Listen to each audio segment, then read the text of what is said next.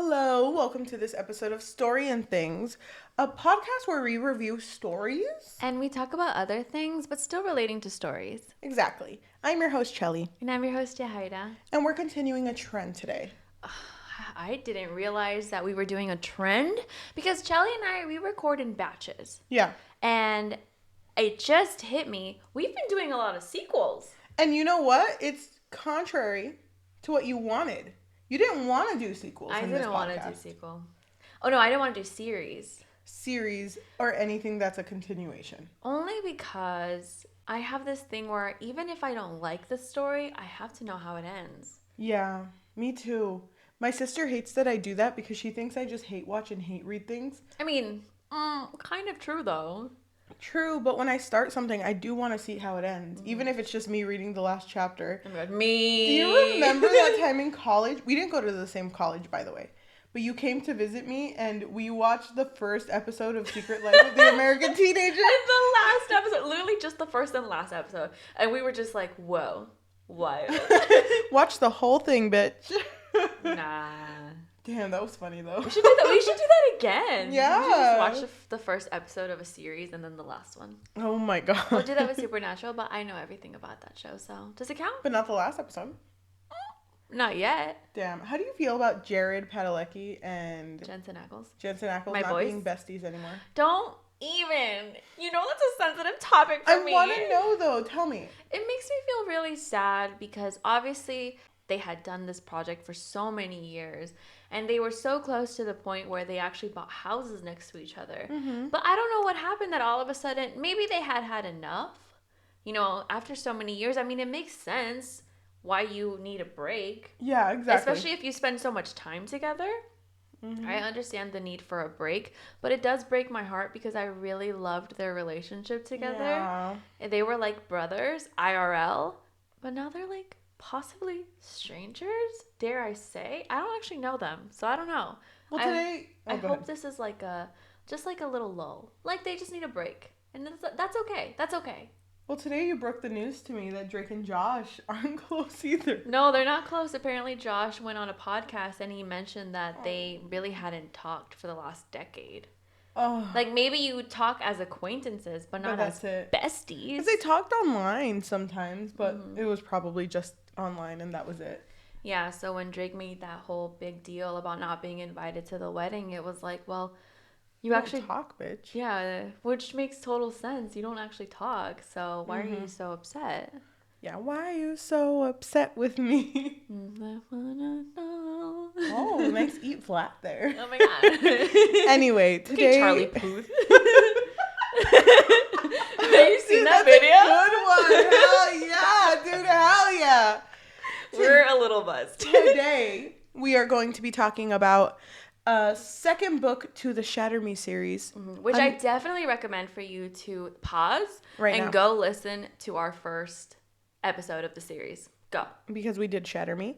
The second book is called Unravel Me by Tahereh Mafi. Tahereh Mafi.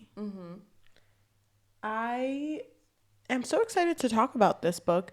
Like Yajaira said, to go read or listen to this book right now, so I do recommend it. But we are going to give a spoiler-free summary. And afterwards, after the spoiler-free summary, we're going to guess what we think about it because we don't know. We're going to guess what the other person thinks about it because we decided that we're going to keep that a secret. Lips are sealed. Yeah. But after that, we are going to have a spoiler zone of just us talking. So if you want to be part of that and be in the know, go read the book right now. Go. But go ahead, Yajaira. Why don't you read the summary of Shatter Me and also Unravel Me? All right, so I'm just going to recap the first book, okay? So Juliette Ferrars has a lethal touch. She lives in a dystopian world where there are people with special abilities, but those without powers have deemed them far too dangerous. So many of them are tortured and or killed by the reestablishment. Aaron Warner is leading the reestablishment and he offers Juliette the chance to become a weapon for them, but she ends up escaping with Adam instead. She's not interested in hurting people, so at the end of book 1, she ends up at Omega Point, which is a safe place for people with abilities like her, and this group plans to combat the reestablishment. So now a summary for Unravel Me. In Unravel Me, Juliette is fighting alongside Omega Point in hopes to take down the reestablishment, which is actually led by Paris Anderson, who is Warner's father. But more importantly than fighting the reestablishment, Juliette is trying to understand how both Adam and Warner are immune to her lethal touch. Damn, dude. That summary hits. That's a good summary. Thank you. So that is your spoiler-free summary. If that sounds interesting to you, we both recommend for you to go read it now. Go now. Are you back? Welcome back. Welcome back. If you didn't want to read it, you lied to us. But it's okay. And I'm offended. I'll forgive you this once, but not twice. So we are going to talk about spoilers.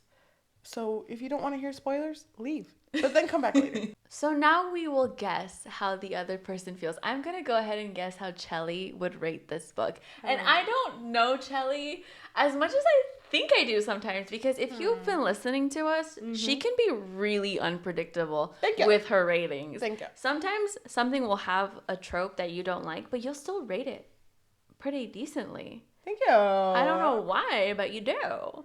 So, touching your head, I'm going to guess what you would give this. touch my heart. Oh, okay. Kind of intimate, but okay. Thank you. I am going to guess that you would rate this book somewhere between a 3.78 to a 4.36. Weird that you didn't say 3.77. But I mean, I won't question it. Wait, why? Are you saying I that? don't know. It's just kind of weird. It's just kind of weird. Is it a 3.77? Is that what you're saying? Okay. I'm not going to answer that. No comment. Suddenly I can't hear. We will reveal our actual ratings at the end, so please stay tuned. Okay, but you know what? You don't have to stay tuned for much longer because I know Yajaira. Do you? We've been friends. Not really.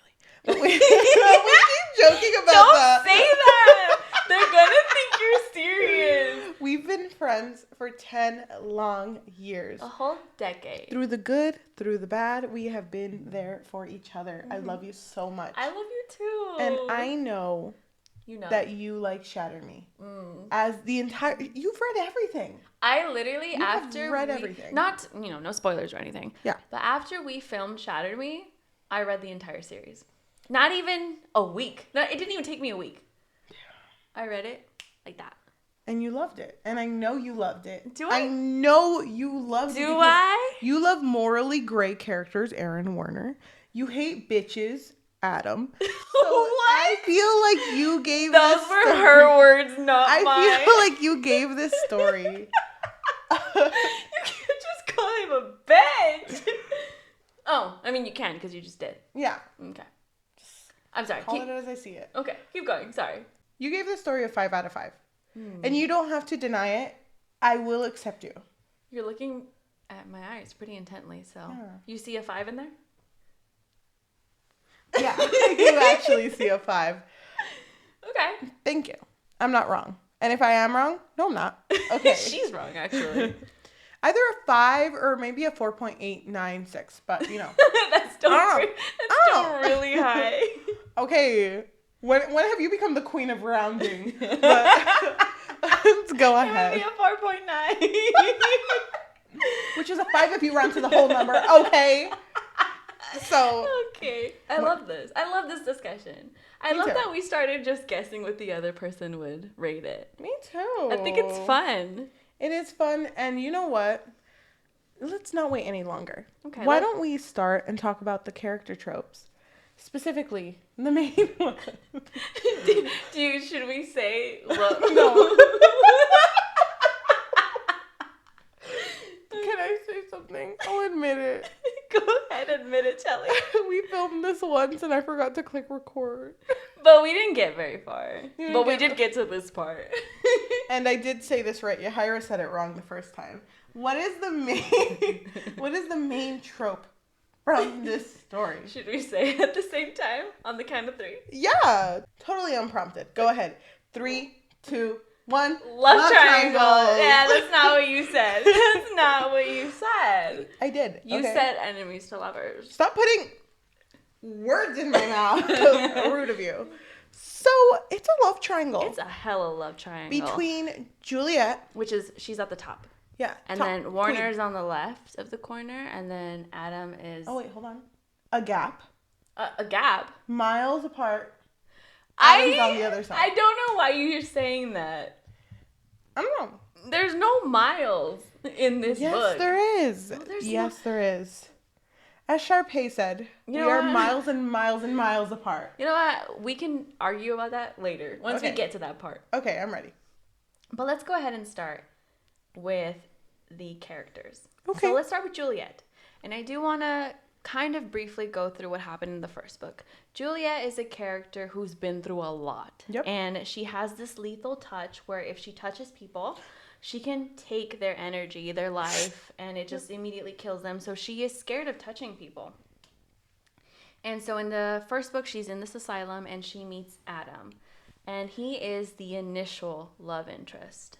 Because she's afraid to touch people, she doesn't want to hurt anybody. So when she gets to Omega Point, it's really difficult for her to form any bond with the people already there because she thinks that they already see her as a monster because that's how she views herself. Yes. And so it is a beautiful thing, if I may say so myself, when she does form bonds with the people there. And she starts caring about them. And more so, I was kind of nervous that she would only form a bond with Adam because a lot of the times in YA stories, the characters only care about the love interest, right? Yeah. Which I get it. If you only want to focus on the romance, that's a plus. Mm-hmm. At least sometimes it is for me. But I did really like that she had to break away from Adam and, you know, the comfort that he gave her, and she actually had to form bonds with other people. And so she doesn't want to hurt anyone. But what I really appreciated, and if I may already say, this is a little ahead. Oh. I did really love that she gradually comes to terms with the fact that in a war, sometimes you do have to hurt people. And so she realizes, you know what, Anderson, who is leading the reestablishment, I have to kill him because that's going to be the greater good. Yeah. So I really liked her character a lot. Damn, dude. I would have to agree with you. I think Juliette was handled very well in this book. Mm-hmm. She was characterized very well. Did not change much from the first book because there are some books that when it goes to the second book, it's like there are two different characters. Yeah. But, you know, her trauma that she has dealt with continued on into this book. And it hurts, but I really like that they added to the fact that some people don't even know how to deal with her trauma. So they're in the middle of a war, but they're not going to give her the time of day to deal with her emotions. And it sucks, but that's how it is during a war. Yeah, it's like they're not coddling her. Exactly. They're expecting so much out of her, and she's doing her best. But, you know, she is still going to struggle. She is flawed, but I think she's a very good main character for this book. Mm-hmm. And I do love that one of the other characters is like, yeah, you've been through a lot, but we've all been through a lot. So I need you to get it together and realize that we need to take down the reestablishment before they kill us. Yeah, which I think was a very good moment of character development for her. Mm-hmm. To see that, you know, there are more people in this world that will understand you. Mm-hmm. Love Juliette. So do I. I love her character. I love how she developed to it. I thought it was very realistic. Mm-hmm. Who do you want to talk about next? Should we talk about Kenji? Kenji. So you really liked Kenji in the first book, which is so funny because I didn't develop an attachment to him in the first book, but you did. I did. And in the second book, he is the person who ends up training with Juliette. Yeah. Because he's not afraid of her. He's not afraid to touch her or anything. Well, he's not going to touch her, but, you know, he's not afraid of that. And he also is like the comedic relief. Yeah. But the kind of comedic relief where you know there's something deeper going on with him. Yeah. And he has this attachment with Castle, who is the main person in the Omega Point. And it's so different, especially comparing to Juliette, who's new there, how he deems Castle with like a high importance. Mm-hmm. You know what I mean? And so he's like, I'll do anything for Castle because he's always right. But I also really like just the relationship that he forms with Juliette. It's almost like siblings. I love it. Mm-hmm. I will add on to that and say that, I mean, I don't know if this is a surprise to you, but I also love Kenji. I already knew you loved Kenji. I love the fact that out of all the characters in this book, he's the only one who does not dictate the way he feels about her based on her power. That's because true. If you think about it, everyone does that. Even the two main love interests, they will do that. the way they feel about her is really swayed by her power. Mm-hmm. But for him, it's more so the fact that, hey, you're a good person. And I know that you can do better. Mm-hmm. So I love that he is kind of like a voice of reason to her, but also like a comfort place. Yeah. When things are happening. I agree. And you know what else I really liked about Kenji? He doesn't want to see her in a malicious way. Yeah. But there is a moment near the beginning when he's first starting to get to know her, and Juliette is really antsy about everything because she doesn't really trust Omega Point just yet. Yeah. And he starts to ask her, like, are you here to destroy us? Because now I'm not so sure. I thought that was really realistic, that he would start to think maybe she's not here for a good reason. Yeah. But he didn't do it in a way that would hurt her. He just wanted to have an honest conversation with her. He did it like Kenji. Yeah, I love his character. Living like Kenji. I love his character. He's so funny too. And he's so good. He cares so much. Mm-hmm. Next character. Who? Let's talk about Adam. Adam's character. Okay, so in the first book, Adam was...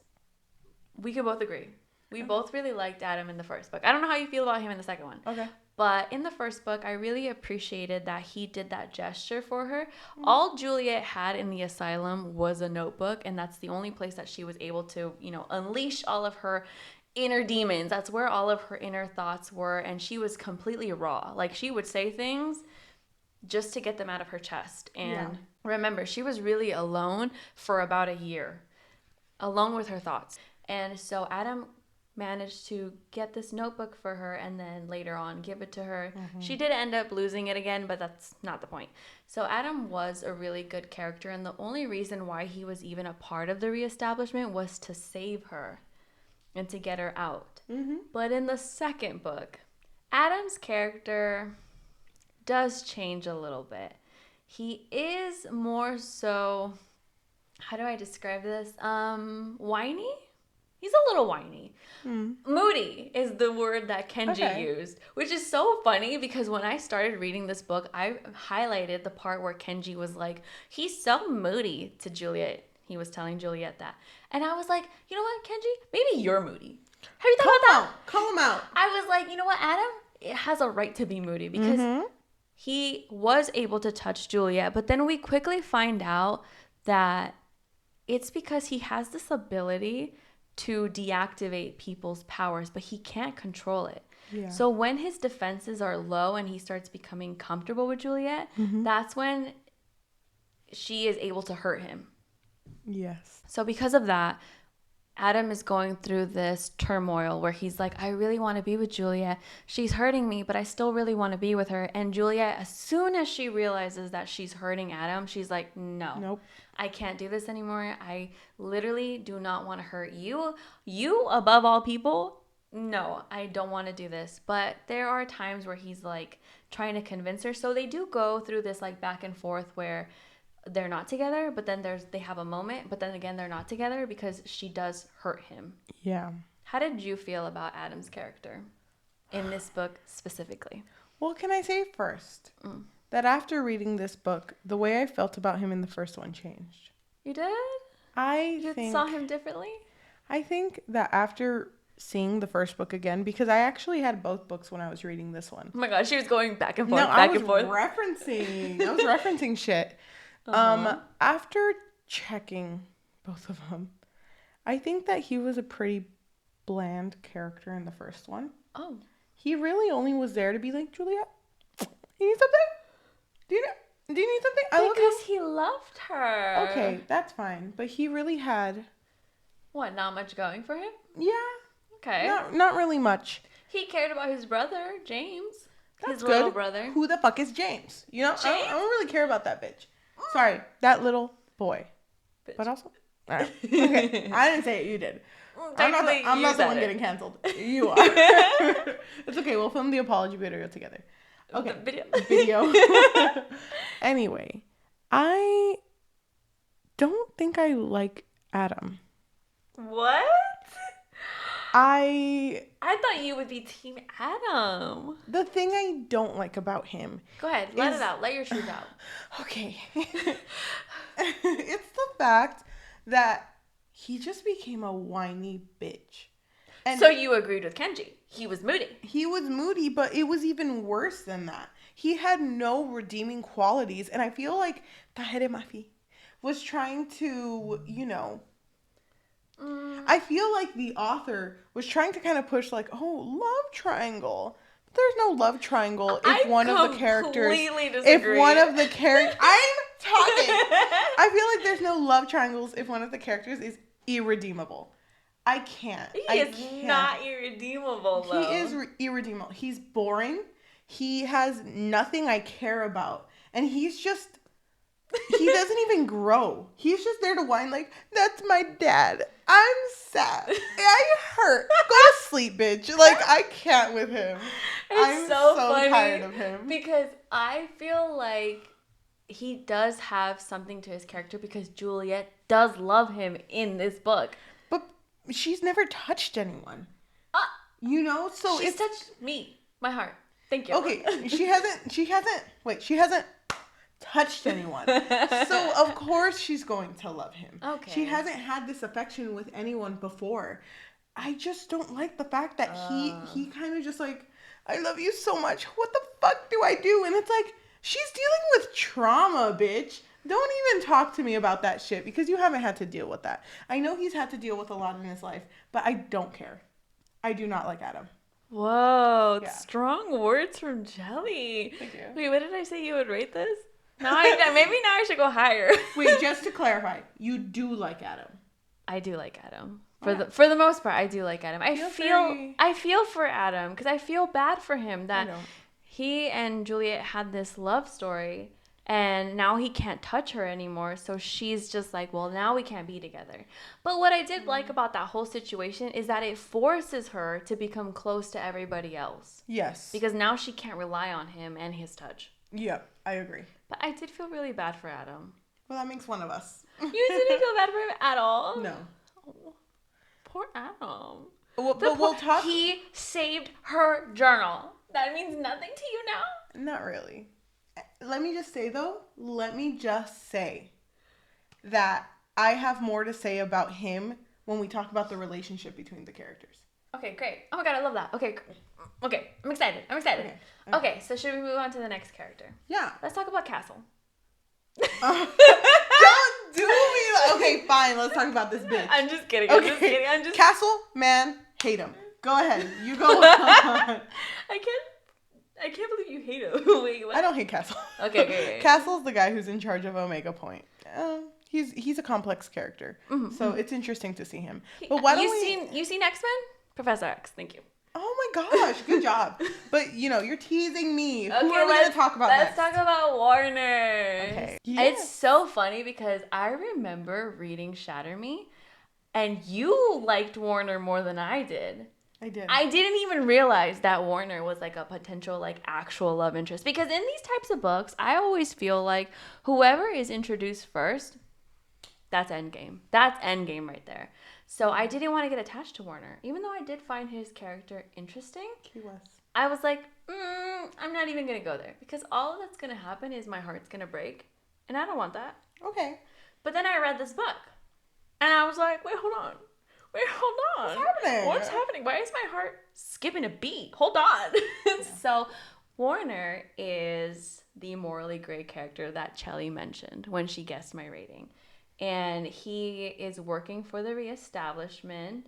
And he actually had Juliette prisoner in the first book. But remember in this book, the relationship between him and his father, Paris Anderson, is really highlighted. So you really get to understand why he is the way that he is and why he's even on the reestablishment side. But his relationship with Juliette is interesting because even from the moment that he met her, he was like, girl, I know you want to hurt some people. Like, just let it go. Just be the bad bitch you are. Be the baddie that I know that you are. Just do it. So it's interesting because a lot of their moments, you start to realize that they have a lot of similarities. Yeah. But the difference is that Warner actually caved in to this quote unquote dark side, right? And he's trying to tell her like, it's okay if you want to. And I won't blame you if you do. And that's when Juliette starts to realize, like, I mean, maybe I will actually start hurting people by the end of this story. Yes. Or this book.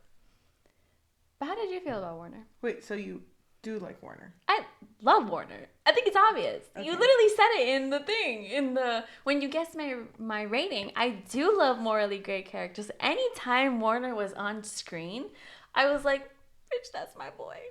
I know. I don't even know what part I was like completely swayed. I can't even remember. But, I think I remember actually. I do too. It was the part where he was prisoner. And she showed up because Castle was like, you gotta interrogate him, okay? And she showed up and he was in his underwear and he was like, girl, let me put on a shirt first before you start asking me questions. And just like that whole conversation. Yeah. And we can go more in depth when we talk about it later. We can talk about it later. But that whole section I really loved, and I really love Warner's character. Okay. But go ahead and tell me how much you love him. I mean, if you don't like Adam, are you going to tell me you hate Warner too? So the thing about Warner is that you really liked him in the first book. But the second book. Okay, no. You did. Okay. You liked him more than I did. You're putting words in my mouth. Okay. You liked him more than I did. I just want to say that when I read the first book, I was Adam Stan. I was an Adam Stan. I did like Warner, and I liked the potential of him being in a love interest. Can I just say, I also forgot that Juliette and Warner kissed in the first book. How did you forget that? That was so iconic. Anyway. He literally kissed her, and she shot him. Love. That's love. Anyway, I forgot about that. Reading this book now, I do like Warner, but I hate how quick he was to change in this book. I felt like when he was in prison and he was like, baby, I love you so much. Don't do that. That's how it felt. Okay. I was not down for that. I was at some points because there were some really good points when he was prisoner. But I just felt like I wish he was explained more. I wish he wasn't just thrown in and like, he's a love interest now. He's here now. And can I tell you a scene that I hated with him? The scene with the puppy. You didn't like that scene? I didn't like that scene. Why? Because it's very like, how am I going to feel about Warner? Wait, he's holding a puppy? He can't be a bad guy. But he did it because he didn't see anybody around him. He didn't do it in a way that was like, oh, well, let me show her that I'm a good guy. No, I know that, but that's such a trope because that's in everything. Cute guy saving a cat that's in a box. Maybe he's not so bad after all. But let me say, out of all three characters, Juliette's queen on top. Second would be Warner. Second for me would be Warner. Where's Kenji? Hold on. Wait. Oh my god, I'm so sorry. Wait, hold Apology on. video. Queen, Juliette, Kenji. But like right below Kenji, like really close below Kenji is Warner. I'm confused. So do you like him or not like him? I do like him. I just feel like his pacing in this book wasn't good. That's what made me angry. And it is a slow burn though. Did not feel like it. You literally said it was a slow burn. No, it is. It is a slow burn, but it did not feel like it. I just feel like the writing in this book, which we can talk about later, I'm not a fan of. So it kind of threw me off. Do like Warner though. So don't get it twisted. Don't get it twisted. I do like Warner. Okay. It's a little confusing, but okay, I respect that. Thank you. I respect that. Any other character that you think we should discuss? I think we're good. Why don't we talk more about the relationships in this book?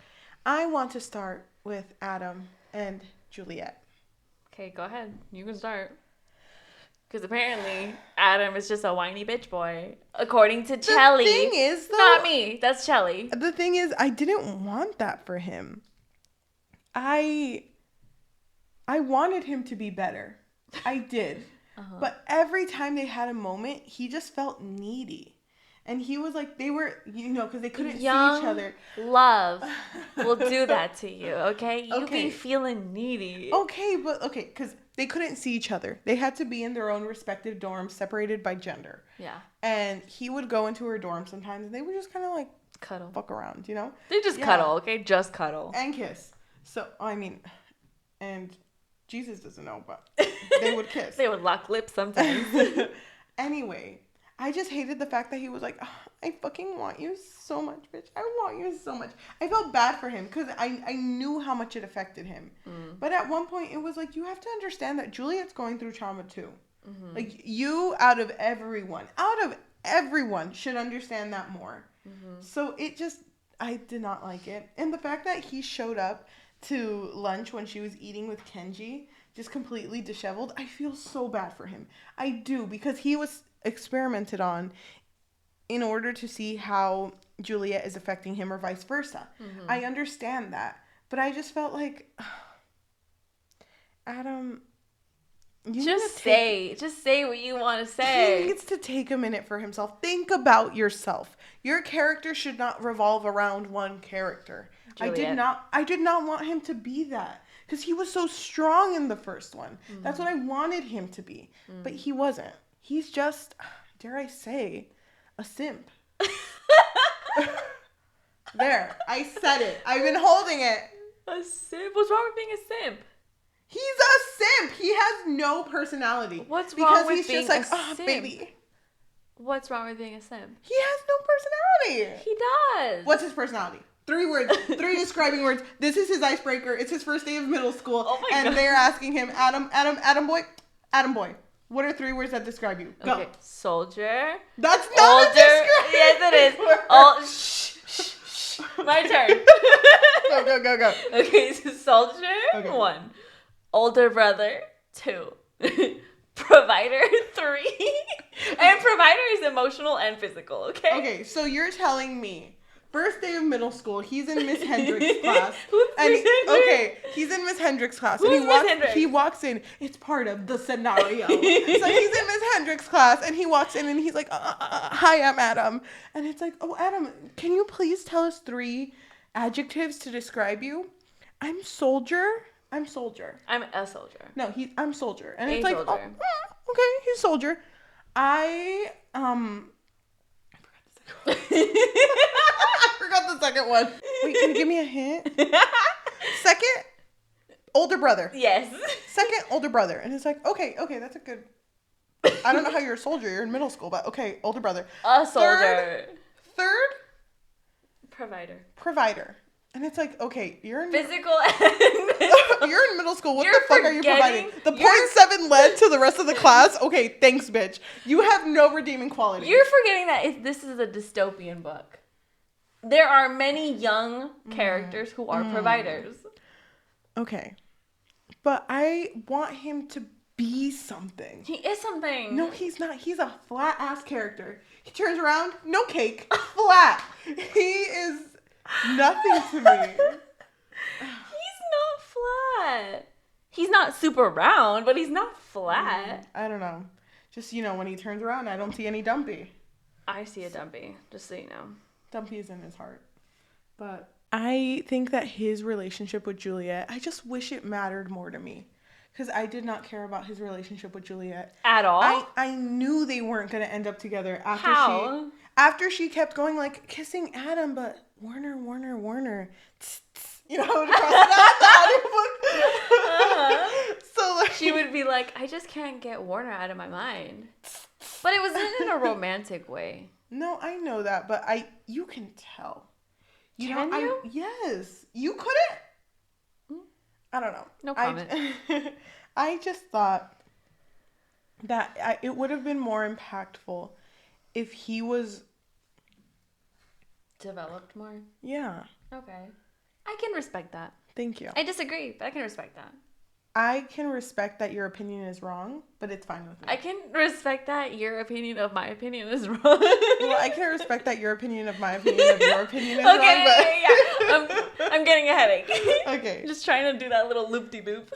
What about... Okay, can I say how I felt? Because No. you really skipped me. Okay, my go thoughts. ahead. I'm sorry. Okay, so I did really feel for both Juliet and Adam because, like I already said, at first everything was fine. He could touch her, it was cool, it was chill. But then all of a sudden they both realized that touching her is gradually affecting his health. Yes. And he was totally like, babe, no, like I still want to touch you. I don't care. If it kills me, it kills me. Mm-hmm. It's whatever. Mm-hmm. And Juliet was just like, no, I can't do this anymore. I don't want to do this anymore. But then he tries to convince her, like, well, I'll figure it out so that I can control it, so that I can turn it on and off, so that I can touch you without any consequences. Yeah. Those moments, especially the moment where Castle has the conversation with both of them, I felt so bad for Adam because he really wanted to make it work. And they ended up kissing and they ended up trying to forget that he shouldn't touch her. And it ends up with hurting him. It really hurts him after that. And after it really hurts him, that's when Juliet is like, no, I can't do this anymore. But Adam is still trying. And I just really love how much they care about each other. Okay. I mean, I agree with you. I wish there was a little bit more to him.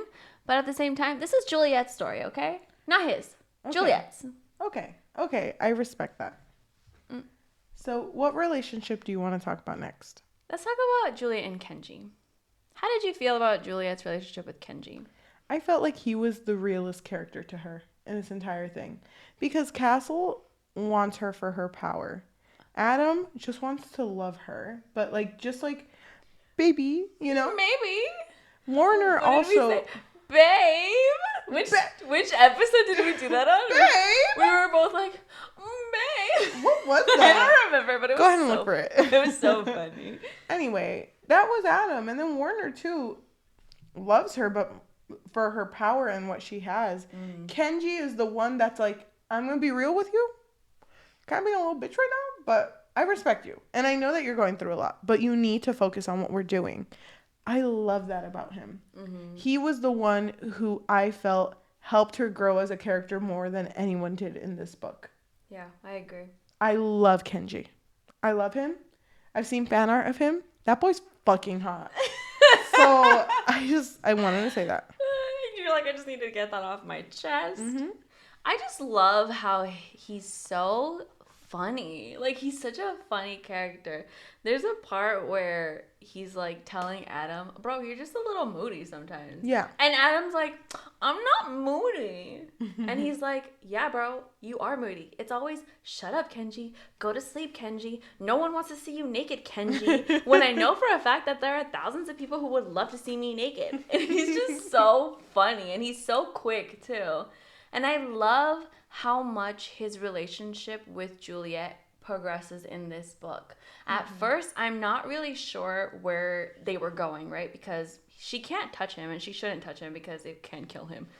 But just seeing how he didn't really let that affect how he viewed her, it really meant a lot to me. And I thought their relationship was honestly probably like the best relationship in this book. I do like one scene with Kenji and Juliette, which was when they were out, I guess, in the town. Oh, yeah. And Brendan, which is another guy who is part of the reestablishment, or sorry, not the reestablishment, which is part of the Omega Point members.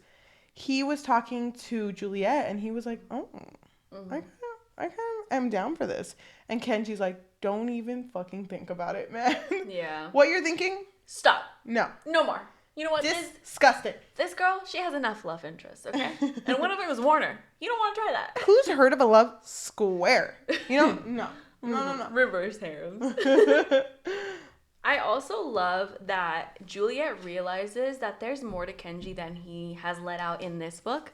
She realizes, like, there is something in his eyes that I know that he's been through a lot, even though he's not telling us, or at least telling her.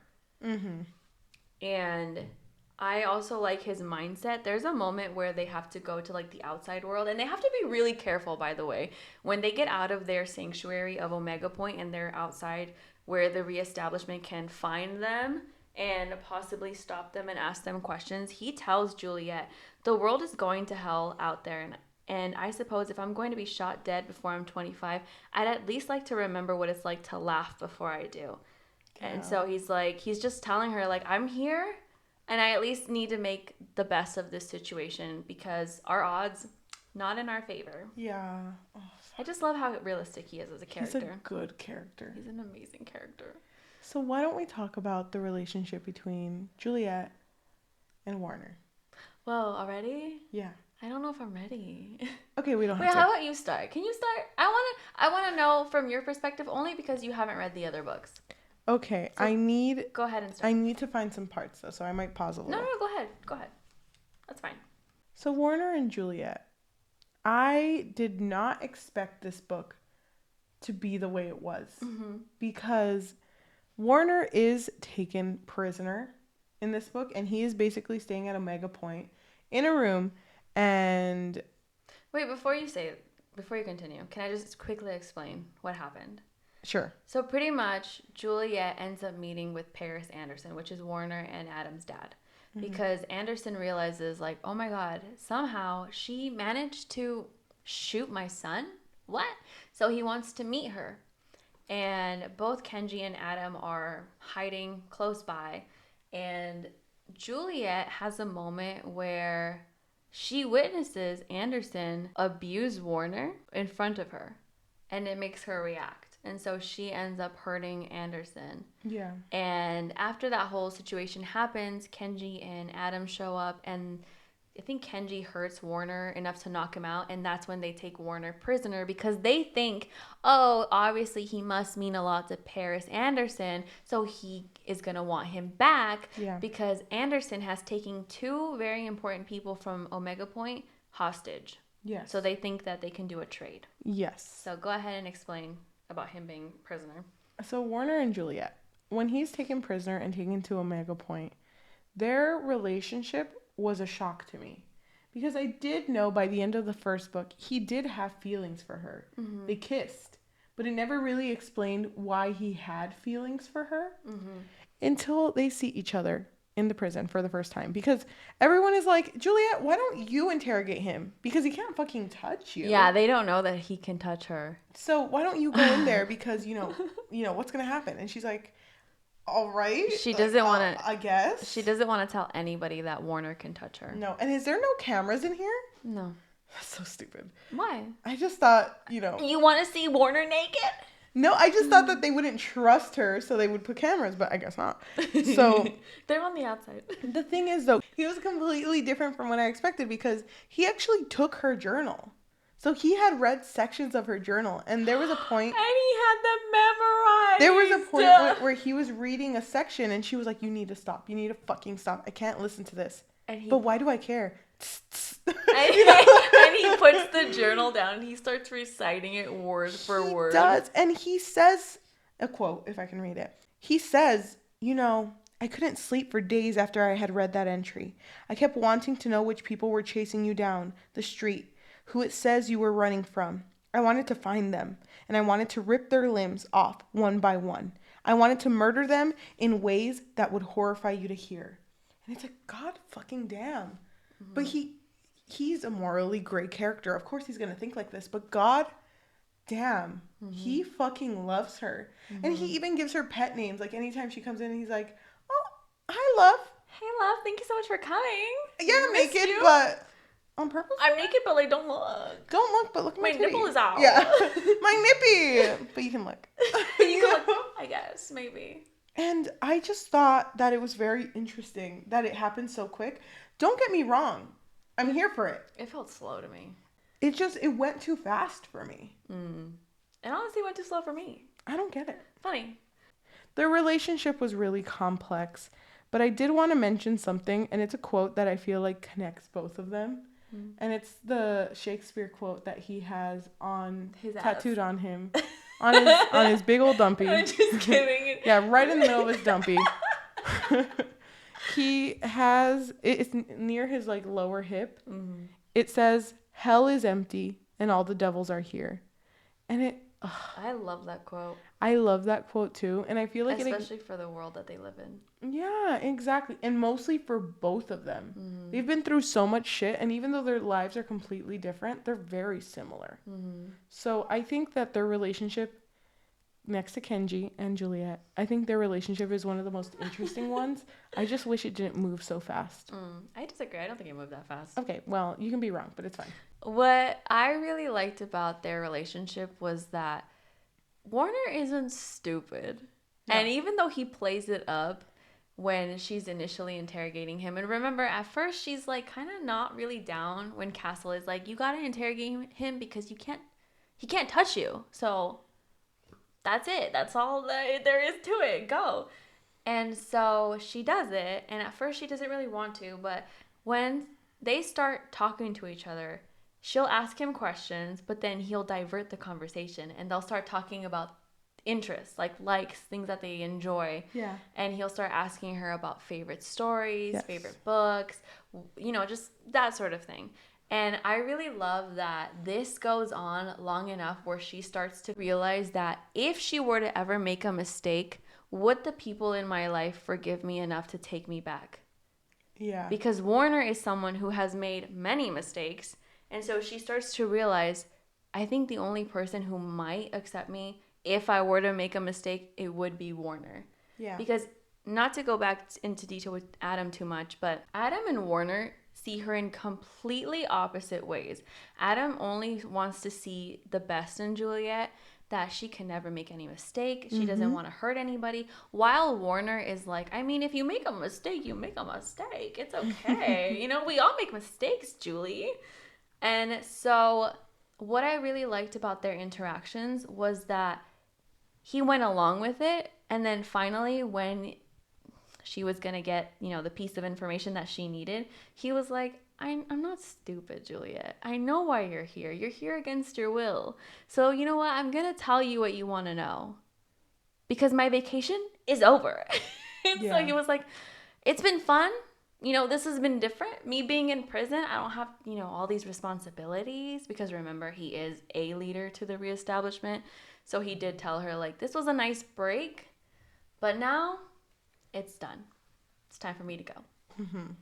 So overall, did you like the relationship? I did. I really loved their relationship, but I didn't think they moved that fast because my brain cell was still unsure. I wasn't sure who I was supposed to root for when I first read it. Remember, I first read the second book when we finished the Shatter Me episode, and I didn't see anything on TikTok yet. Damn,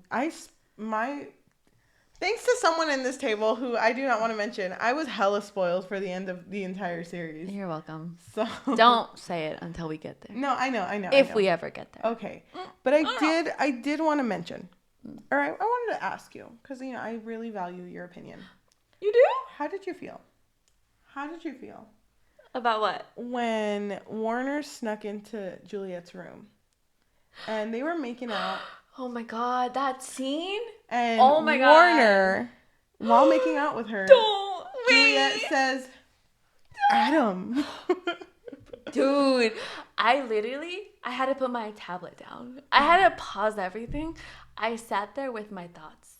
And I was like, did that really happen? I was stressed and depressed. Juliette would literally think about Adam all the time. Mm-hmm. And even though she did enjoy Warner's company, Warner's thoughts, Warner's whatever, and anything with Warner she did enjoy, but then eventually afterwards she would still be like, Adam, wait.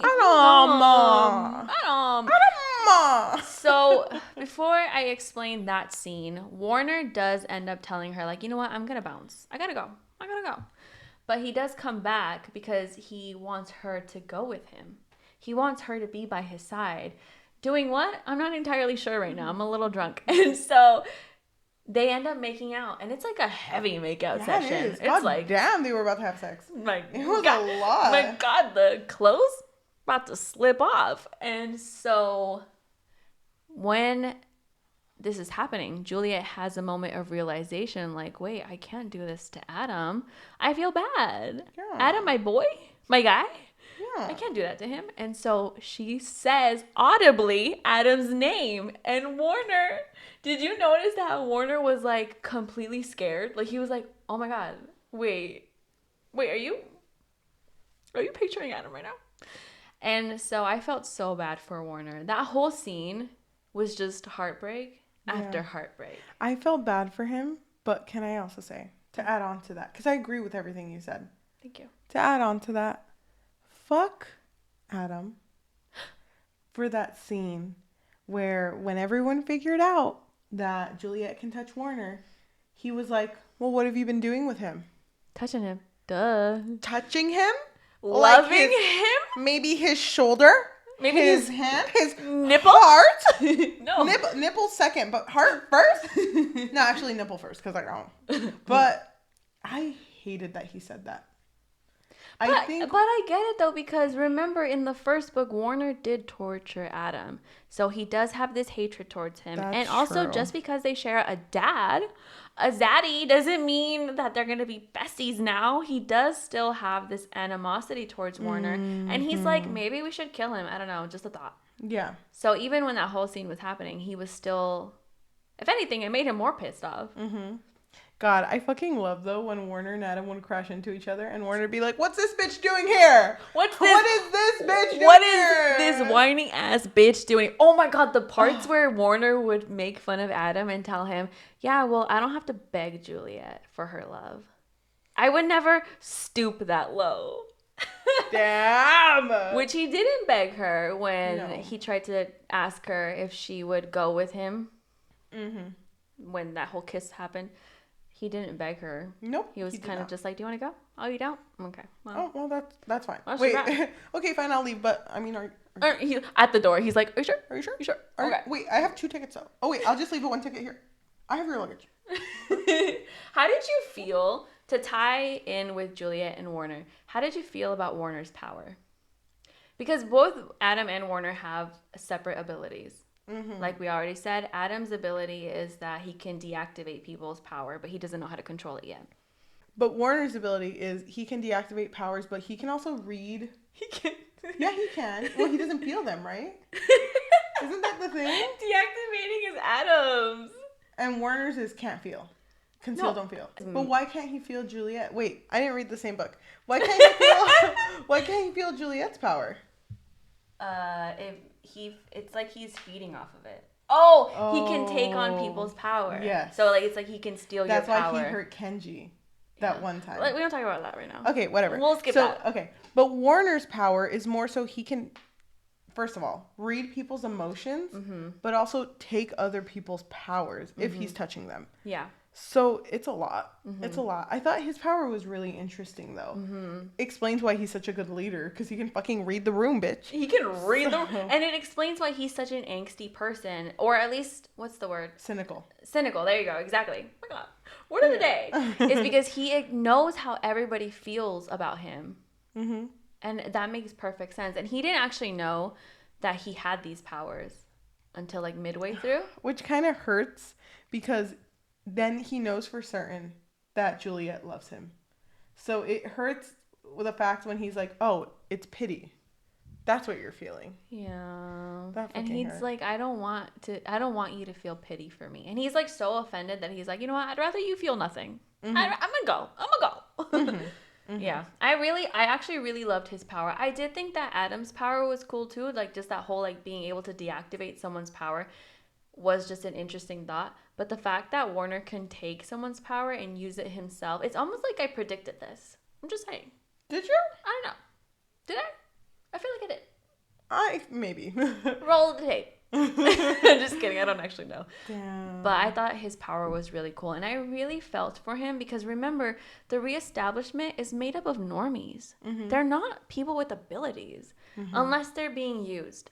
And so when he realized that he had a power, it really affected him. He was like, "Wait, I'm not a normal boy?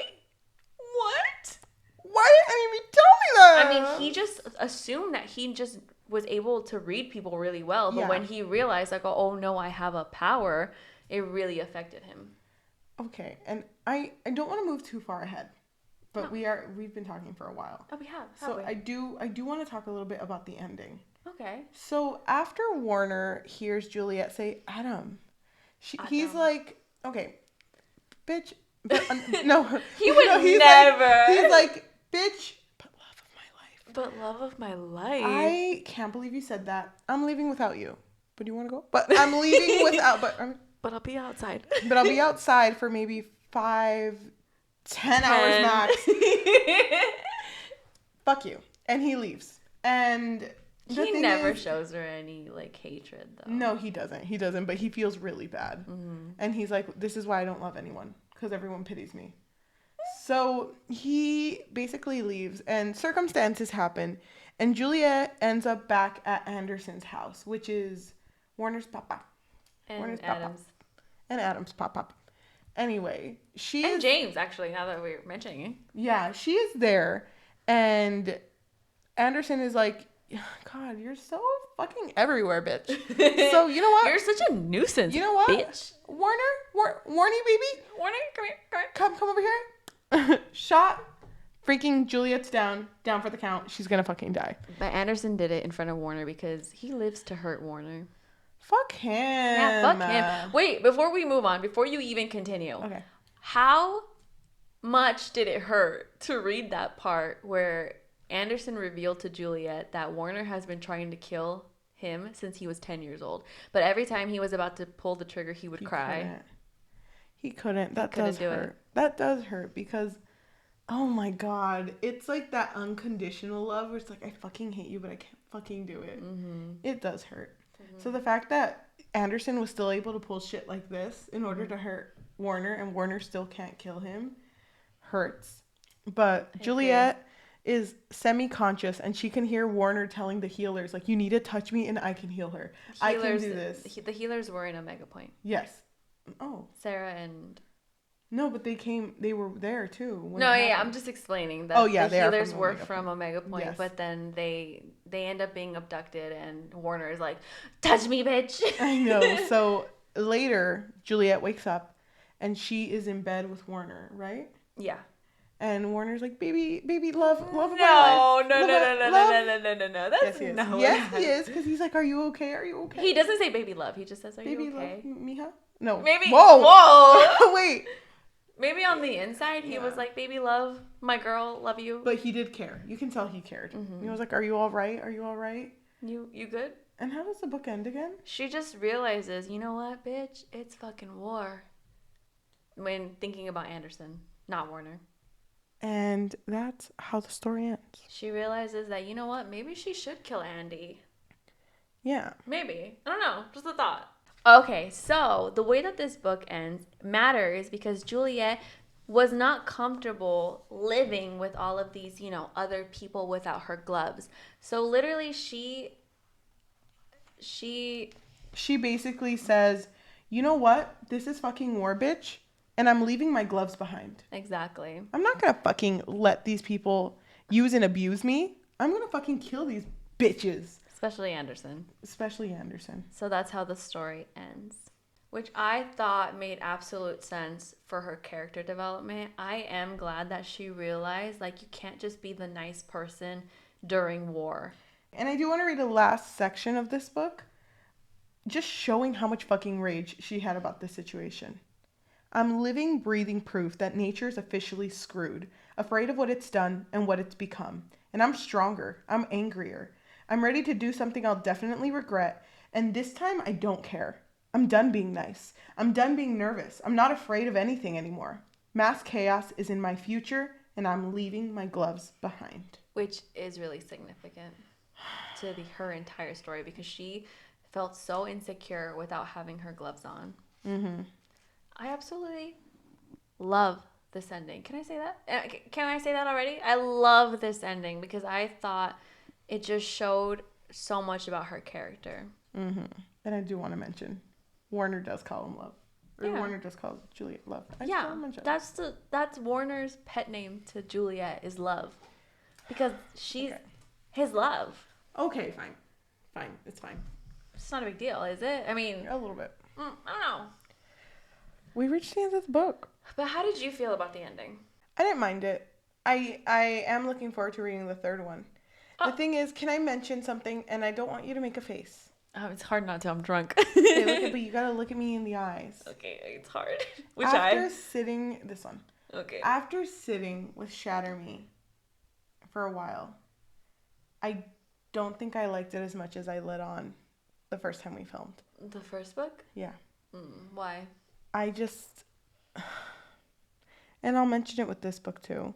I'm not a fan of the writing style.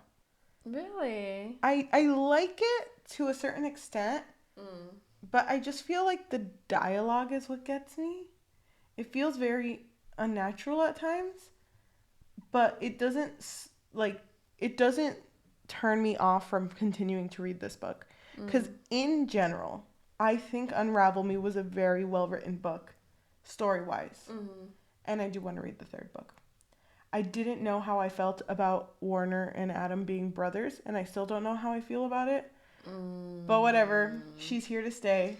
You know, I've talked about this before. I freaking hate stories when they pit two brothers together. But how did you feel about this? I didn't really like that they made them brothers. Yeah. But, I mean, at the same time, I have to accept it because I can't change it. So I was like, you know what? Yep, it is what it is. It is what it is. It happened. It's here. And I just have to deal with it because I do really like this story. And I'm literally the opposite. I freaking love the writing. You know what else I really like about the writing? It's super poetic.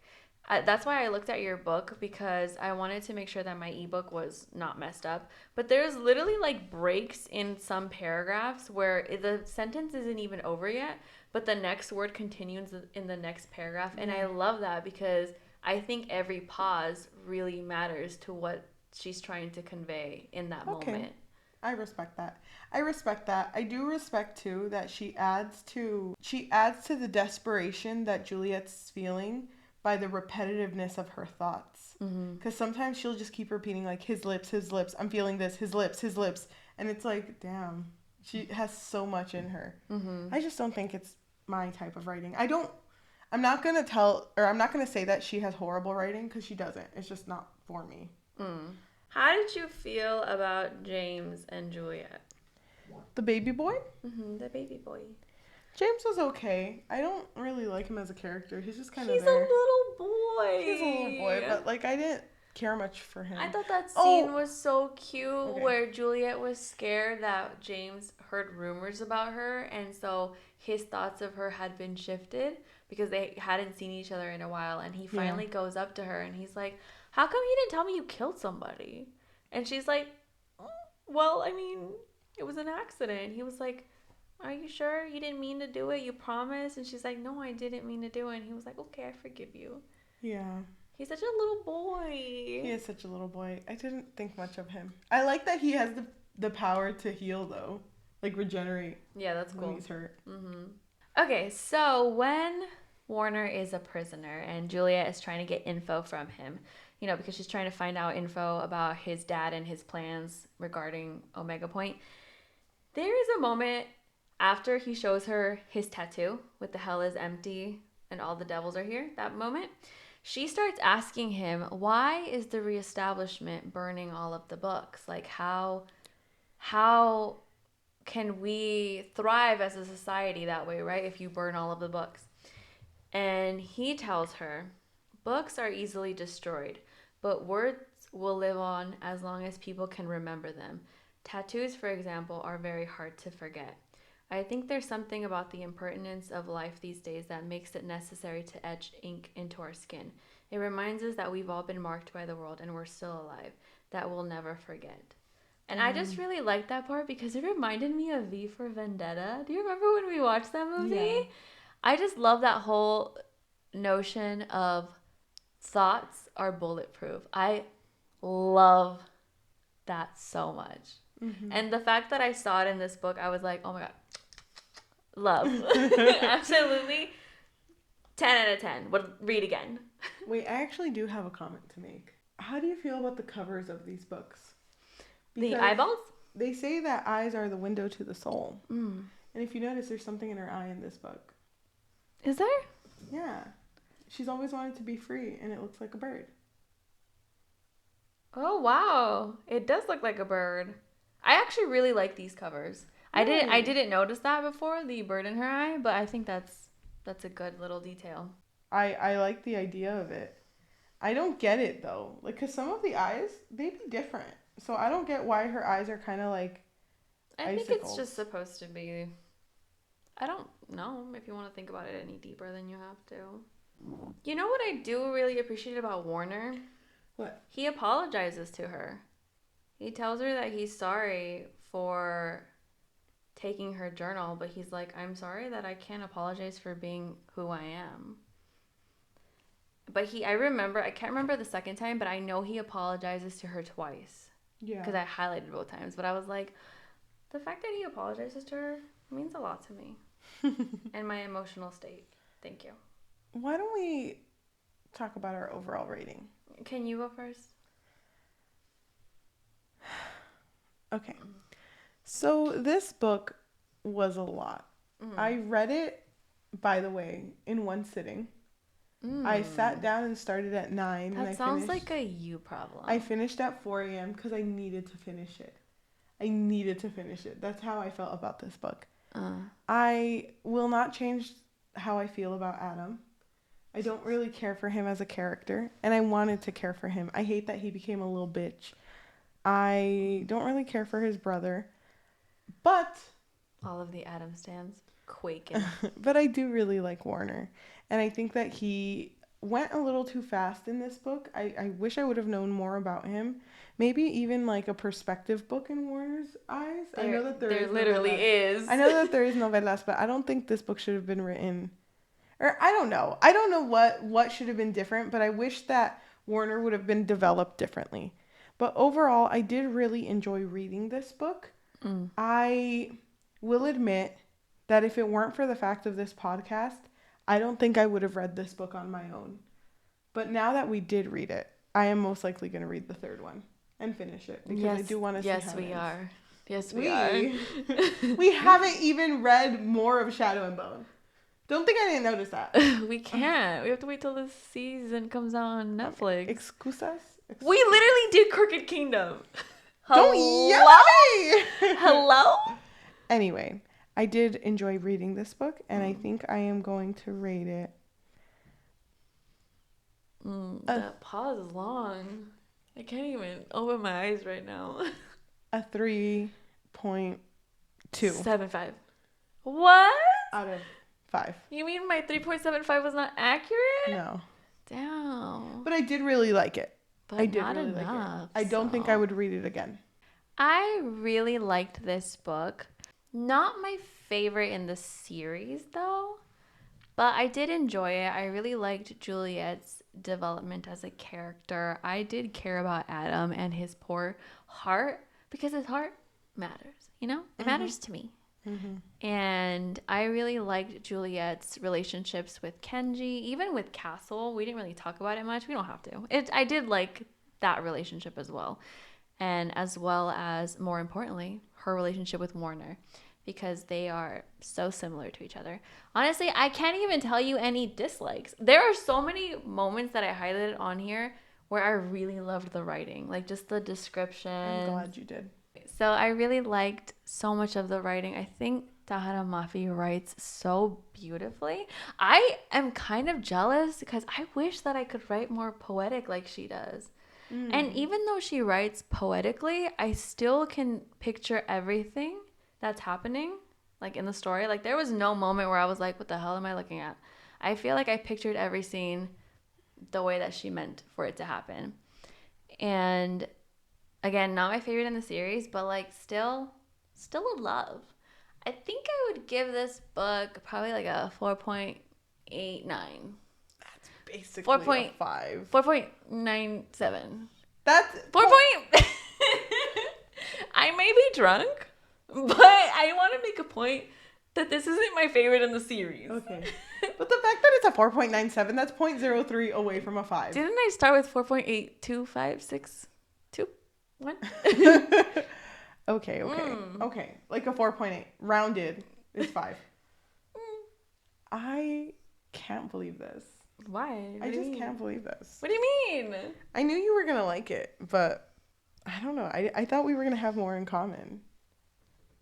What do you mean? Did you think this was going to be my favorite read? Not even close. No. No? I didn't think you were going to like this book. Why? I don't know. You're unpredictable. And I just felt it in my heart. She's probably not going to like this book. No, my heart. Oh, I'm sorry. I touched your boob. I'm sorry. Thank you for all of you who are listening to us in audio form like Spotify, Apple Podcast, Amazon Music, anywhere you get podcasts from. If you are listening to us, if you want to leave a review or rating, that would be hella. So nice. Like, so nice. Like, we'd really appreciate it. Like a rating, a 5 specifically, that'd be great. And if you want to share us to your friends, family, loved ones, hated ones, if you want to do that, go ahead, because the most exposure and the best exposure is through word of mouth. If you watch us through YouTube, thank you so much for watching. I hope you like, comment, and subscribe. Who team do you go for? Team Warner or Team Adam? Let me know. And if you want to hit that notification bell, that would really help. Thank you so much. And also, we didn't mention this in our other episodes, but we are on social media. So if you wanted to see us on Instagram or TikTok, you can follow us on @StoryandThings, StoryNThings. Thank you. So we are going to go ahead and move to the last part of our episode, which is always a dice roll. So we roll a dice, and if it lands on an even number, we're going to read a positive review from Goodreads about this book. If it lands on an odd number, we're going to read a negative review. We usually just leave it in the air. Don't discuss it. It's just here. It's a thought. Yeah, we're not to connected. Leave off the episode with. We are not connected to this view whatsoever, so let's just see what we get. Our number's a 4. Positive review. Go ahead and read what you wrote. All right. So this review comes from The Burning Rose, Jess, in parentheses. They rated it a 5 out of 5 on Goodreads, and they write, this book shattered me. I couldn't write a review for the first 2 days because I was speechless. This book, this world, so abandoned, so fucked up, and still people continue to live in it. I'm amazed at people's survival, even if they are rebels, even if they are soldiers, even if they are just plain poor citizens who still manage to live through terror. It amazes me. I really enjoyed this book, and I can't wait to go on to the next one. Thank you so much for listening, and we will talk to you next time. Bye. So is Ignite Me next? Like, is it next? Only if we do all of the Shadow and Bone and Grishaverse books. I already told you we can't. No, I don't agree with you. What are we doing on the same page?